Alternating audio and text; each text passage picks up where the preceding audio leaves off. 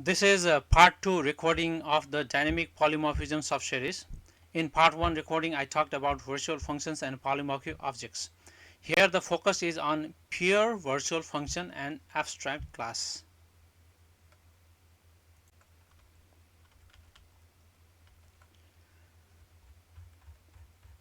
This is the code that we got at the end of the previous recording on virtual function and polymorphic objects topics.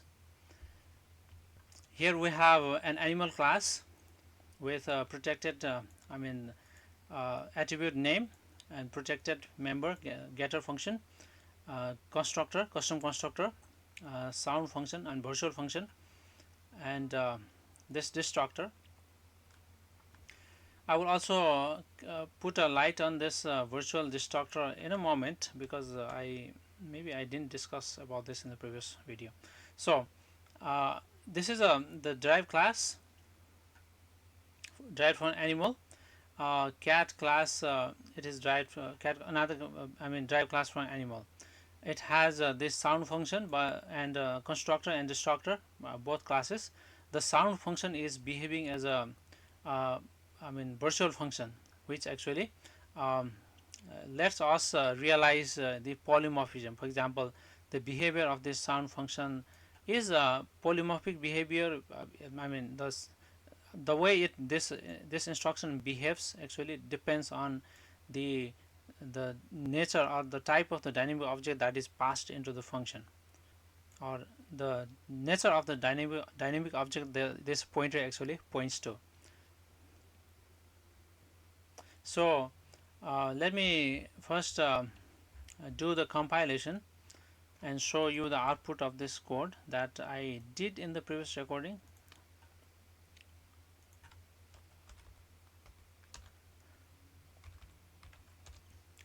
So in this case the same function actually displayed this text when it is pointing to animal type object.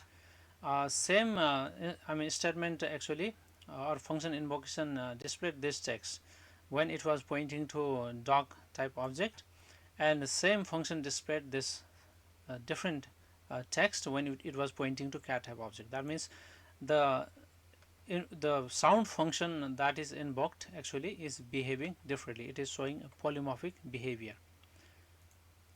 Now back to the code. Now sometimes you may want to have a class, but you don't want, or you want to have a class for not to be instantiated, or you want to have a class not for the purpose of creating objects, but just for the purpose of it serving as a blueprint to be inherited by other classes. And that means you want to have something in the base class that the derived classes can inherit and use it, but you don't want to create and use the object of this class.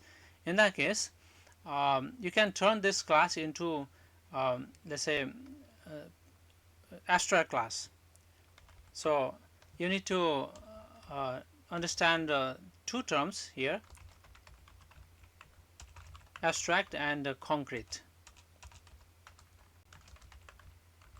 So abstract is something that is, you can imagine, you can from the word itself, it is not concrete, not usable in the usable form, not usable to the the end of the user, but this is usable for the other classes, for inheriting its features or properties or structure by other classes and using to be used by other classes.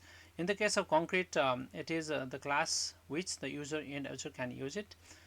That means you can create an object, and you can call the function through the object. Like this animal class in this case is a concrete class because we can create an object and we can call the function through this object. And the dog class is also concrete because we can create an object, we can call the function through that object. And cat class is also concrete because we can create object, we can call the function through the object. But if I'm not going to be using animal, an object of animal class, but I want to allow other, for example, dog and cat class, to inherit its structure features and use it. In that case, I would want to make this class an abstract class. So uh, if I am not using this function, that means I am not actually calling this sound function for this object, then it doesn't make sense to have a definition of this function in that class. Okay, so if I'm not observing the behavior of that object of the class, then I don't need to define the behavior. So I could put this, I could just remove this everything here, comment out in the base class,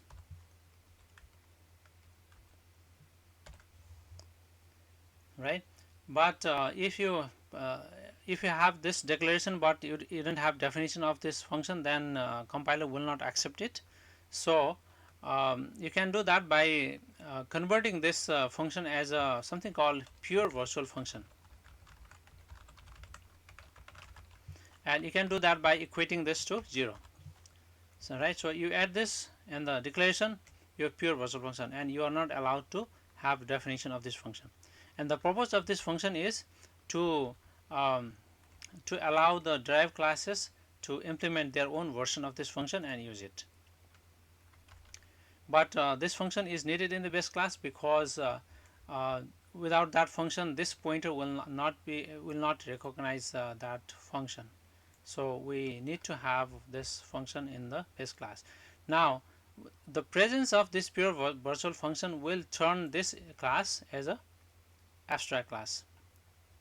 If there is at least one pure virtual function in the class, then that class is abstract class. You cannot create an object of that class. So now we have this. We have converted this sound function as a pure virtual function, and we go down. At this point, we will not be allowed to create an object, right? So if I compile this code, it will definitely complain at that point. Now it is complaining. This is invalid expression of abstract class type animal. So this is not allowed. So we want to, because we don't intend to create an object and use it, so we can just skip this thing, and we don't also need this delete. So with this we should be able to compile, and we should be able to run and see the output. You know, the dog Tommy growls, cat Susie meows.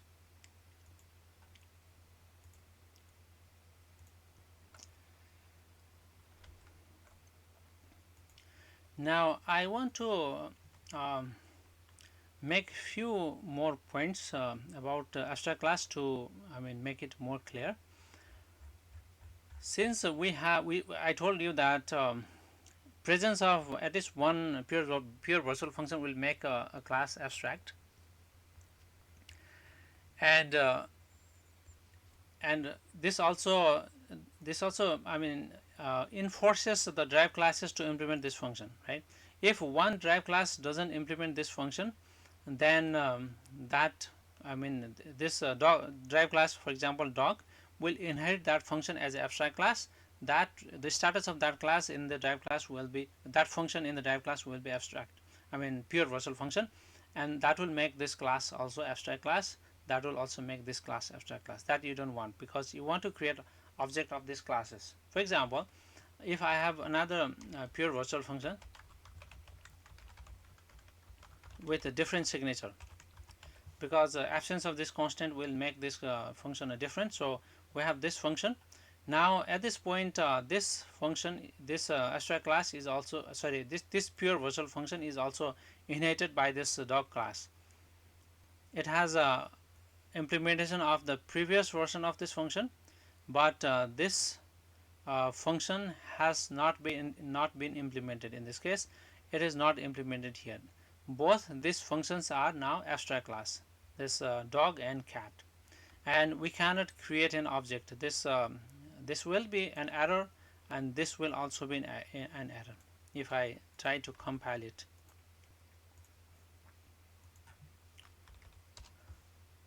So you can see both dog object creating statement and cat object creating statement, they are actually error.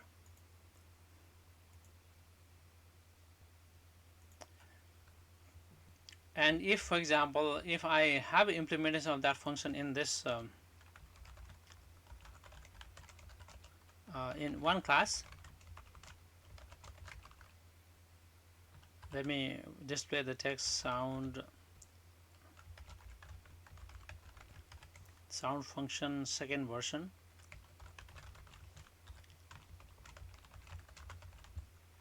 Then in that case, this is no longer an abstract class, but dog is still an abstract class.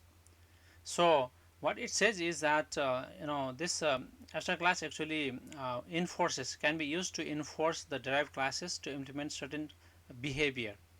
That is very useful. So sometimes when you create a derived class, you may forget unintentionally, but this will actually enforce you. If you forget, then you have to face the compilation error, come back and implement. So this will actually enforce the implementation of certain desired behavior in the derived classes. And another thing that I want to actually, what question that can arise is, uh, why if I don't want to create an object, why do I need to have this constructor for the base class, and why I need to have this destructor? The reason for that is you are actually, when in the constructor of the derived class, you need to initialize the data member of the base class, and this is the way you call that constructor. And through the derived class constructor, you are actually indirectly calling the constructor. So constructor proper implementation of construction is necessary. And also in the destructor, if you have a destructor like this, in that case what happens is, when object is destroyed, for example, let me remove this function, maybe comment out, and I didn't have that function. If I compile, I may probably get an error here. So let me try it.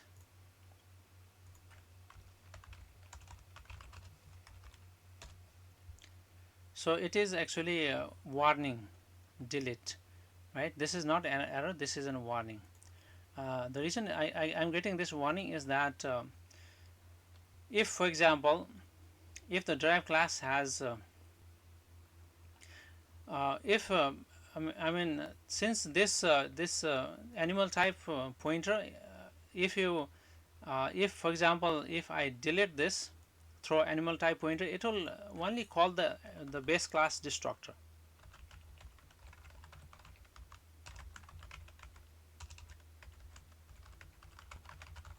right? In this case, for example, if in this case I don't have, we didn't have problem, but if this dog class has some let's say uh, some attribute, and it has that breed information stored in this in the dynamic array. In that case, you may want to have delete statement here, and you may also have the memory allocation statement that would allocate memory and copy data. You may have to receive this breed information in the constructor.